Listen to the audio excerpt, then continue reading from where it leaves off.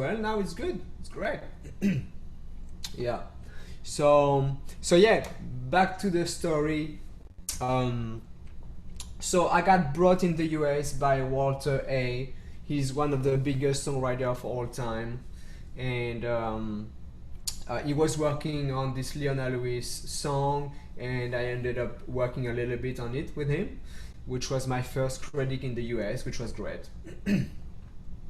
And so yeah, that was my first credit in the US. You know, the album was the biggest in the world in 2008, so that was crazy. And then I really like Leona. I think she has an incredible voice, and so I've been trying to create stuff for her, right? So I have this track that I think I did a long time ago, and I think it's a great vibe for her, just really good. And so I did it. I still no idea if she heard it to this day, but I think it feels just like her, just like her.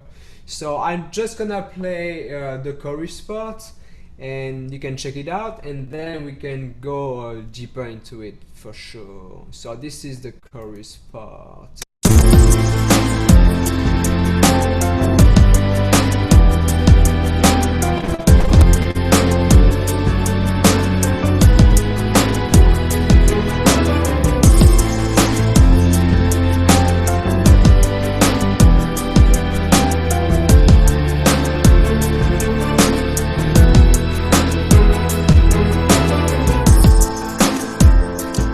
So that's it. That's the main idea. And actually, I did the track quite a while ago. So now I'm already hearing a lot of stuff I would have done differently. But I think the feel is really good for her. And so I can show you my session. I'm gonna share you the screen. Boom, boom. That's gonna be easier for you guys to see. Boom. And yeah, feel free to ask questions whenever you want, or anything you want. So this is the track right here, and I did a song on it with the writer, but I'm actually not a huge fan of it. So I might play a piece of the song, but I mean the track is more interesting for sure. Yeah, so I'm gonna start by showing you the drums, for example, because I already hear things that I would have done differently for sure. All right, let's see. All right, so I'm gonna show you the main drums. I use this a lot. I mean, really a lot. But the thing is, I make it dirty, because otherwise it's way too nice, right? So can you confirm that you guys hear everything good? You guys are good? Let me know in the chat if everything is good. And then I'm gonna keep going.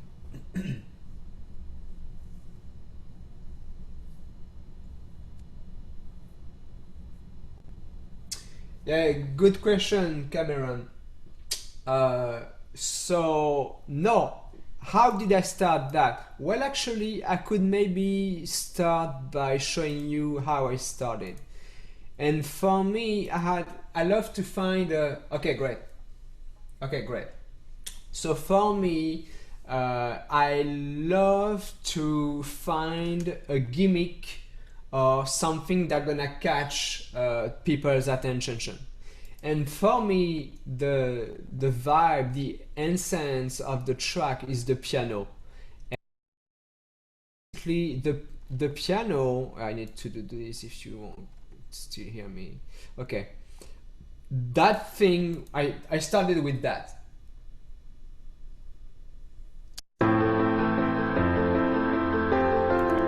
Because to me, it's everything.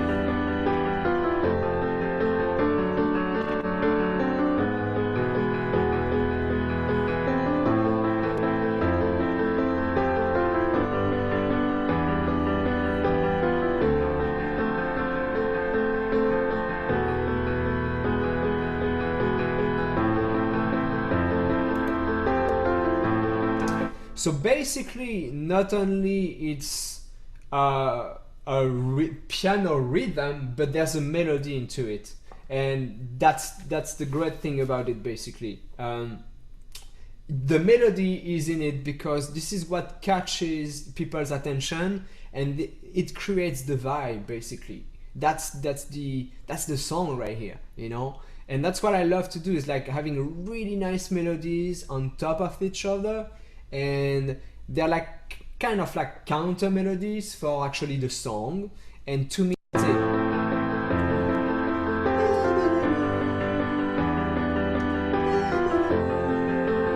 Well, actually, Cameron, I usually hear the stuff in my head before creating it, because actually when you study music so much, the thing is that you hear everything in your head, and you don't need the instruments to create.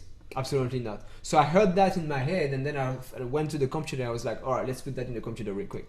So that's it. And it's a little bit unusual because it starts with like a. See, I'm playing on the piano right now to show you. So it's like there's a tension right away on the first one. You know? So that's the really nice thing of it. So I heard that in my head, and that's it, you know. So I started with that. So basically, I have the idea for the song. The song, that's it. To me, that's the strong part of the track, and I can build on top of that. So then I like to go see the drums for sure. So for the drums, yeah, I use a lot this thing, and I'm gonna show you exactly what I do, because actually, if I would have done it today, I would have done it differently already. So look at that. So I like the fact that there is room, and I did some stuff, so I can bypass that and that actually. So I added two things to it. First of all, this thing, which is kind of a compressor, pretty easy to use. I just wanted to hear more of the little notes. So this brings back up the little notes, basically. And then I wanted to the drums to hit more, basically. So I added some transients. So if you don't know this plugin, transient is extremely important for, basically it dictates how hard your drums are gonna hit. Yeah, phantom notes, definitely, that's what it is. Yeah. Yeah, phantom notes, definitely, exactly. Well, you know, that's how a real musician would play, basically, you know. So that's exactly it. So then I wanted the drums to hit harder, so I added a little bit of transients. So this kind of plugins is used a lot in urban music, hip hop, all that kind of stuff. So this is my bass, you know, and I'll show you what I'm gonna add. I'm gonna come back to it after, because we can make something better with that, because it's a bit too dry for me right now at this point. So then I have that, but I want to make them bigger. So what I do is that actually I add some drums on top of it, like this. I add a kick, this kick. And I think actually right now I would mix it a bit differently. I mean, it's pretty much not mixed, but I think I would remove a bit of that. I don't need all that clarity in the kick. So you have a decent kick, right? Then what I did is I'm trying to make the snare bigger, basically. Here. Thing. I did that. I did this clap too, and with a little bit of delay on this one. And if you noticed, I have all my drums in battery.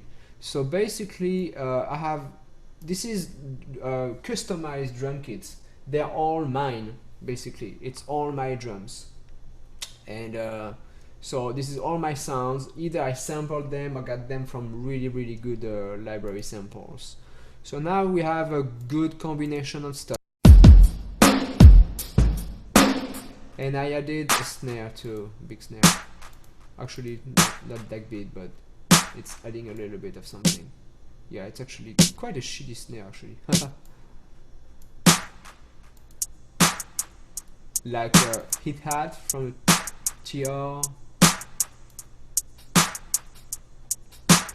Acoustic drums, just playing a little bit. This is playing the snare. No, usually the delay times, you know, it's when you open the plugins, it tells you right away if you want a MIDI sync.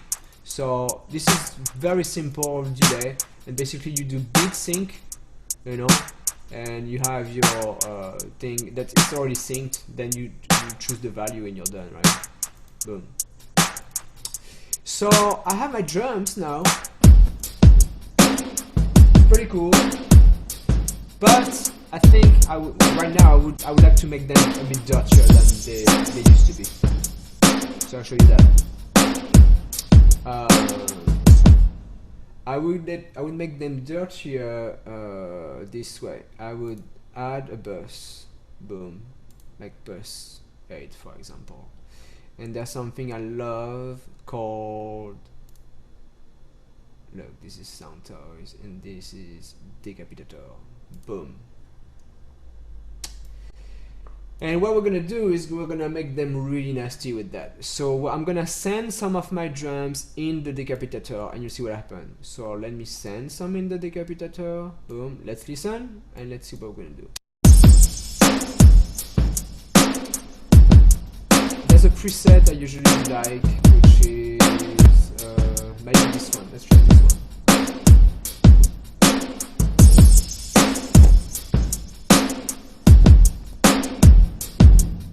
Boom! Hear that? Huge. I love that. The difference? It's huge, right? I like that much better now. I like that much better now. This is definitely okay, getting there. So that's what I do. Once again, without.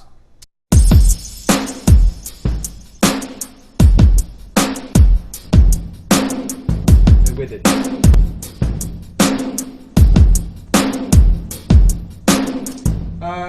On the hats, it depends. Let's see. What did I do with that? Let's check. Not sure. Yeah, actually you can hear some volume. I mean, look at the velocity. See, the colors are different. So the velocity is definitely a little bit different. Yeah, it's just, you know, I played it and make it dance with the rest, which is the key, right? I like my drums so much better now, right? So much better. If I mute the decapitator, it's like too dry to me. It's like boring, right? So boring. So yeah, it's a great key. So basically, you know, you have like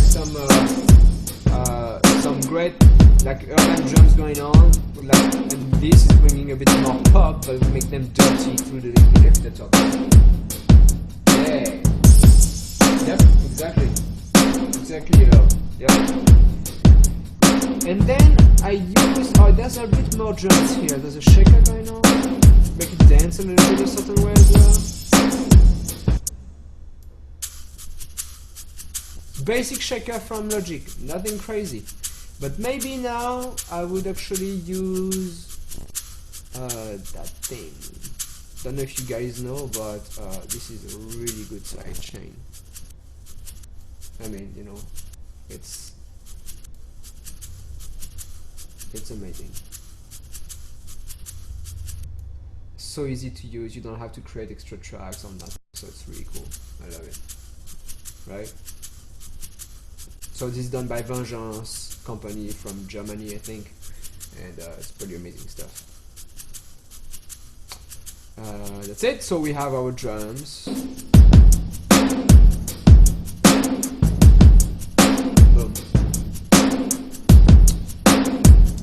let me do one thing. I'm gonna share the webcast on my Facebook real quick too. Give me 1 second. Boom.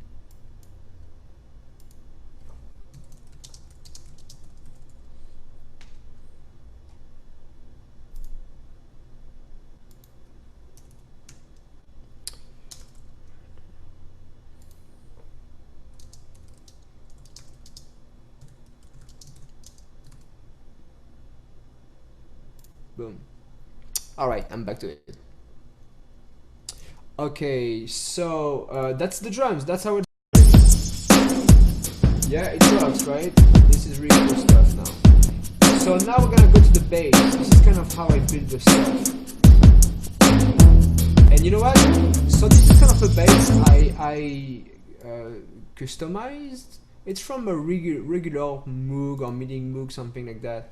But I did a little something to it. Let's see.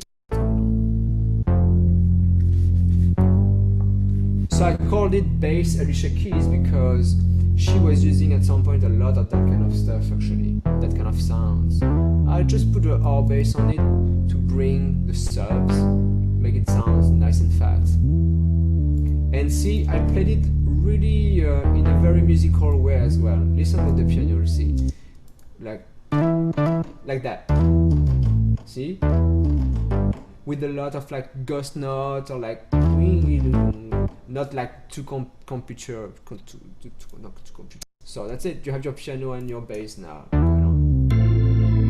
this is the bass 3 actually. Boom.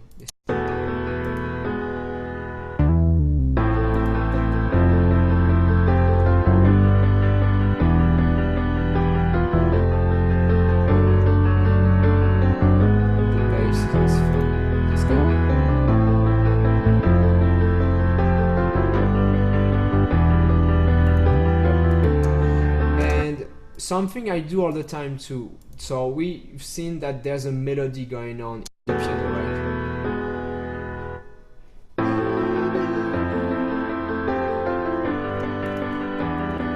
So the melody, I make it standing out by adding actually high notes with another piano. Check it out.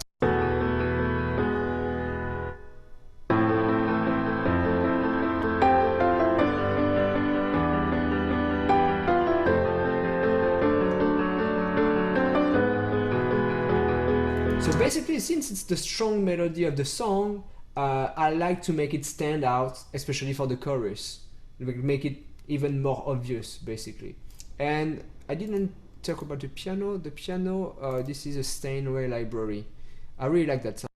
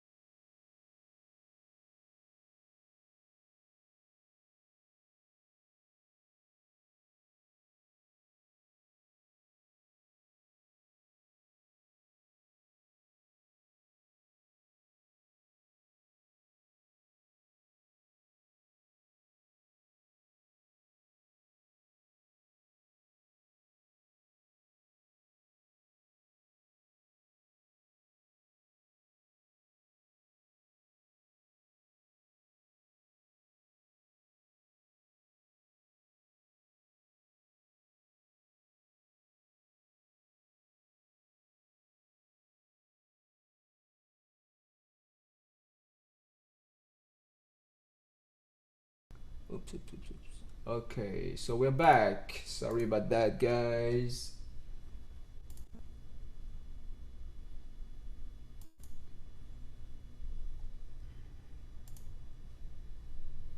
All right, boom. All right, we're back. Sorry. Oh yeah, well usually they're not supposed to crash, but basically, yeah. Here's the. Okay, let me show the session back. Boom.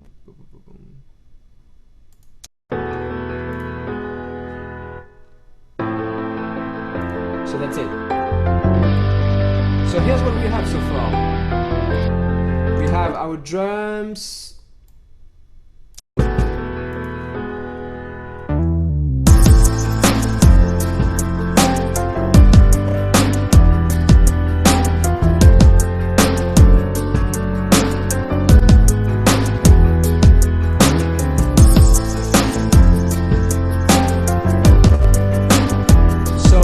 Of that, then what I did is I can show you I did a kind of fake guitar. Let me show you the strings. I always like to create kind of real sounding strings quartet or bigger basically. So here's what I did. Check it out. Boom, boom. Yeah, check it out.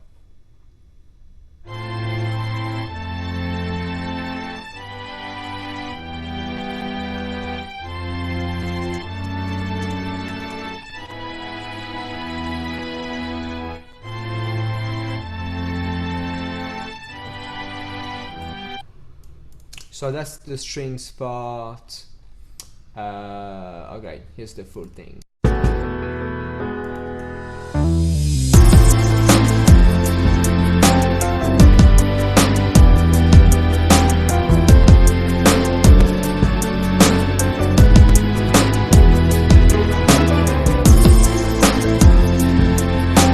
So yeah, the big difference is the drums. Like running the drums into decapitator make a definitely difference. And boom.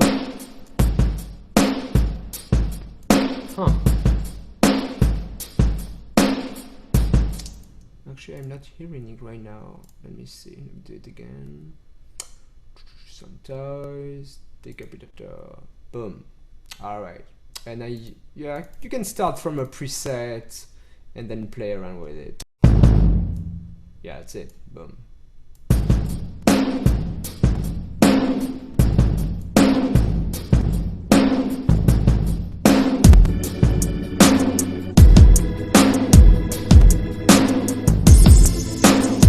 My CPU is getting funky, so let me adjust that so that it's easier for everybody. Give me 1 second.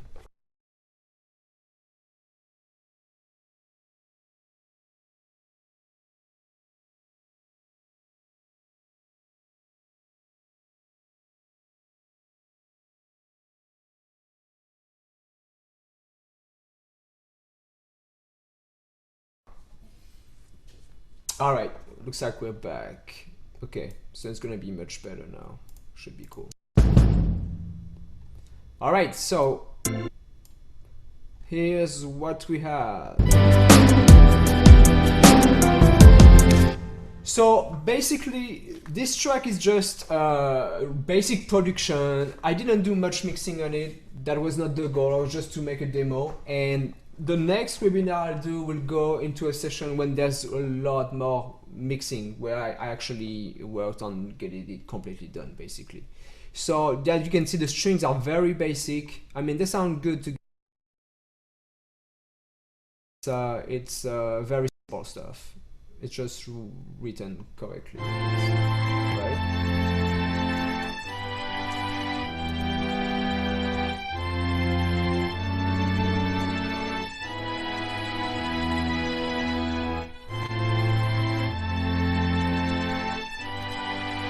And you see that actually the strings I used, very simple, they're actually from Logic, the basic one from Logic.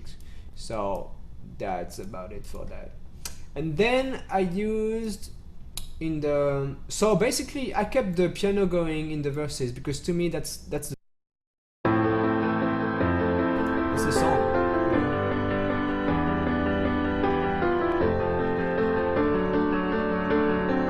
I have the melody going on, that's it, with the rest.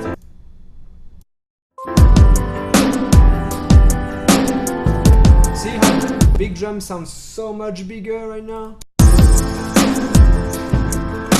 With our body decapitator without. So flat, so boring. Boom. Right? And so then I use this little synth as well to help with the vibe in the verses as well. I think it's from this synth. Boom. I didn't tweak it, just the way it is. It helps with the vibe, right? Boom. Okay. So we're gonna get to the bridge. Let me know if you have any questions so far. It's pretty basic, I guess.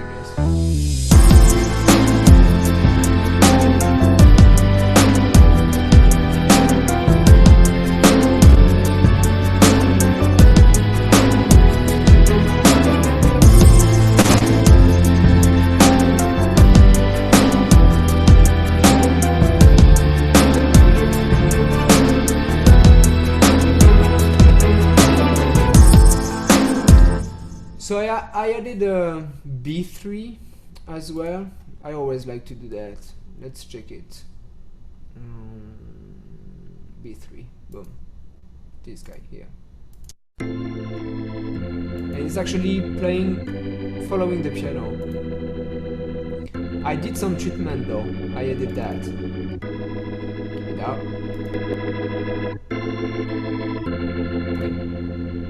It was just bringing some stuff I wanted to get, basically. Oh yeah, you're right, Cameron. There's a guitar going on.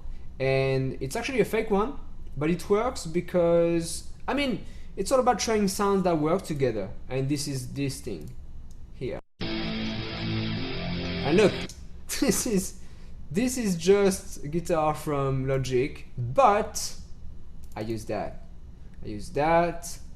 I compressed with this thing, and I used the doubler actually to make it like stereo, I guess.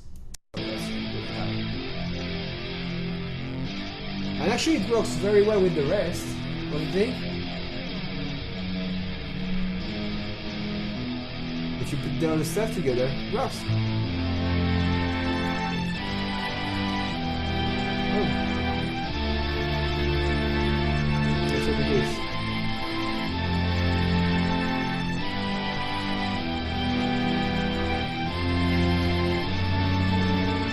That's it.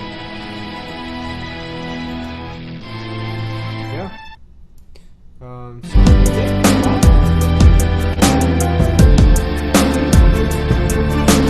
Then you hear some other strings which are a bit more like pizzicato style. And I definitely have a patch I really like for that. So you see, you know, they are actually not that easy to listen in the mix. Yeah, you can tell that, you know, I definitely didn't spend time on the mix on this one. It's just a demo for now, and that's it. Okay, this is my go-to to do like strings, staccato, and stuff like that. I like that pretty good. Oh yeah, the FET compressor is really good, definitely. And you know, these strings, they're like pretty good to do some Scott Storch stuff. So I like that. I love to play with them. So this is what I use for like that kind of playing. See? Okay, so this is what I use to the staccato part in there, and then I can show you what I did in the bridge. I actually did some stuff basic as well. Alright, let's see.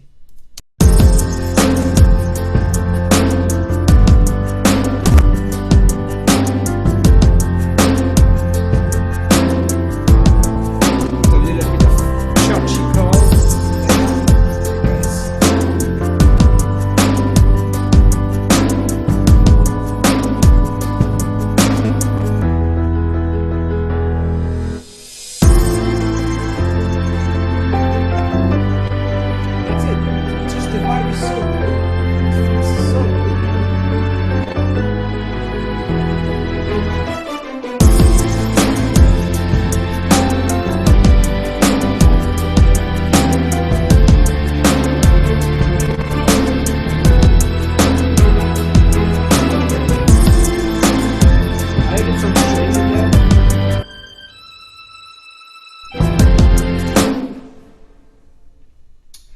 Yes, the strings plugins, yes, and it's actually annoying sometimes because you would like, you know, sometimes to keep it in the middle, so that it's centered. But something you can do as well.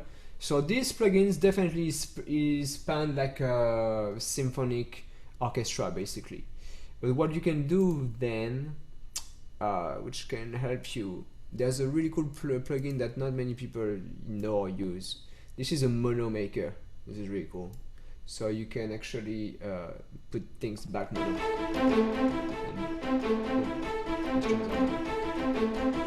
See if I play here. Back in the middle. So, you know, sometimes I would prefer to have the stereo strings centered, but you can't really do it with that. So it's okay. It's okay. Yeah, still works. Then I can show you what I did on the. What I'm gonna show you master basic thing for the master. Just when you finish a demo that you can do. All right, let's see. Let's go there. So I did that track a very long time ago, and my master chain doesn't look like that at all right now. I actually still use that, definitely. What do you mean avoid the upper extensions in my voicings? Basically, you know, I follow my instinct and my ears. Basically, you know, every single line is composed one by one, and the next line is composed on top of the other ones, as long as it, you know, it creates something that it sounds like a good orchestration, basically, you know. That's what I'm looking for. A good orchestration. Yeah. Let me know if that answers your question, Joshua. But of course, the goal is to make room for the vocals as well.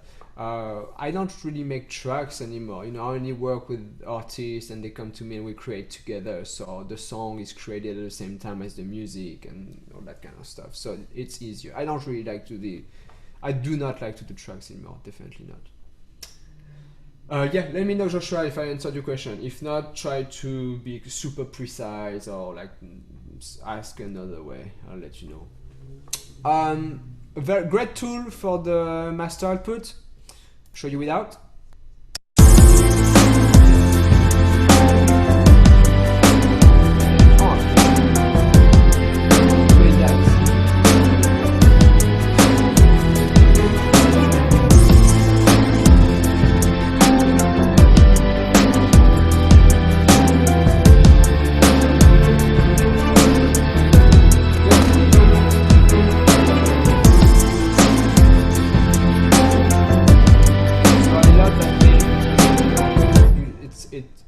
Things to life big time. And I used to use that multipressor, which I mean works, but that's not what I use now. You know, I use my buddy's stuff, which is gonna bypass this thing for now. And actually what I'm gonna do is like I'm gonna keep it like that. I'm gonna put the output lower, and I'm gonna show you what I actually use to finish something. And this is created by my good friend Fabrice. Boom, that thing. So this is a pretty insane compressor, and you can use it on pretty much anything. If you want the whole mix more glued, you can compress the overall a little bit here. If it doesn't need it, you don't need it. And this is the final thing basically. So it does things that no other maximizer does. There's a few things that are pretty unique about it. The dynamic precision is unique. Low punch is unique. Detail, I think other maximizer has ways to use transient. So this is just to bring some low punch in your tracks if needed. This affects the transient. We talked about the transient before with the drums. This is a great feature because basically you're gonna prepare your output, your master, working at the same level. So you put it on, gonna try to make it louder. So you start to use your maximizer, but it's not gonna change the volume. It's just gonna compress, maximize the thing, right? So let's do that. Just check the peaks, the viewmetre, and you'll see what I'm doing.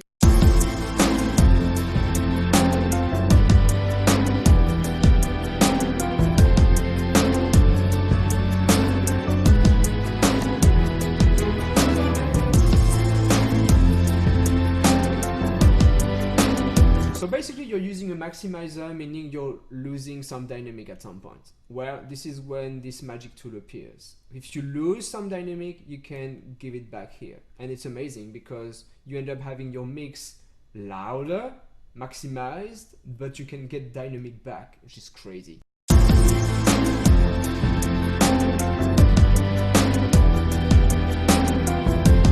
This one is a little bit more tricky. It affects the transients. It tells the tool how to treat the transients. So usually I don't touch it. If I want something really hard, I would go this way. For hip hop and stuff, it can be interesting. But that's pretty much it.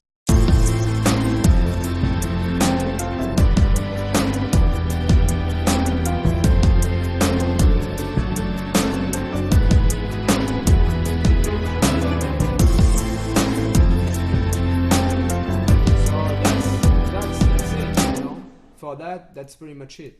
As I said before, a song was done on it. I'm not a huge fan of it, so I'm not gonna play it for you. And I want to keep the webinar on YouTube for now, so I'm gonna let it this way. So yeah, here's the final part. And basically, yeah, the last tool I brought in, for a demo to finish, it's fine. It's totally fine, right? Yes, definitely that plugin can be quite a solution for, but the loudness, well, it's a great plugin to fight because you can get some transient back, some dynamic back, and make the stuff loud. And there's other tricks. Basically, if you want to compete with the loudness, well, you have to make sure your tracks are really well EQ'd, because that's the mistake I was doing. I was like, how they managed to make the track so loud? Well, you have to make sure that your tracks is very well EQ'd.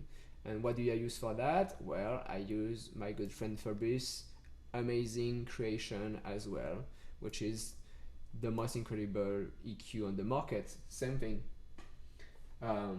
Thank you, Wendell. So this is that's it. When you're trying to compete for the loudness, well, you have to make sure the EQ, your track is very well EQ'd.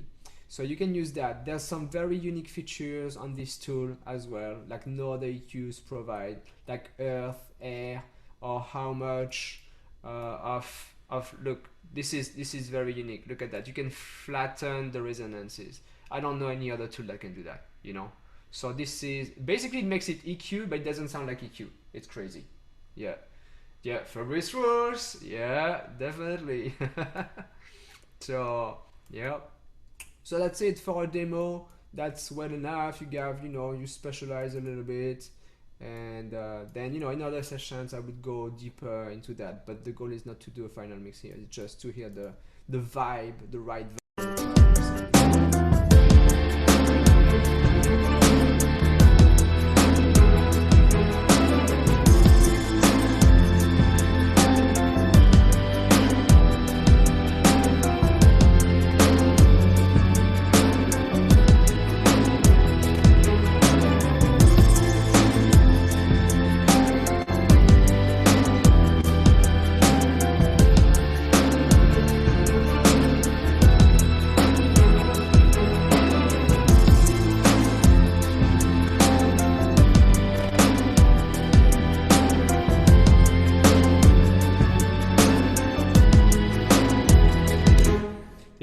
That's pretty much it, So that's the first webinar, the very first one. I like the idea.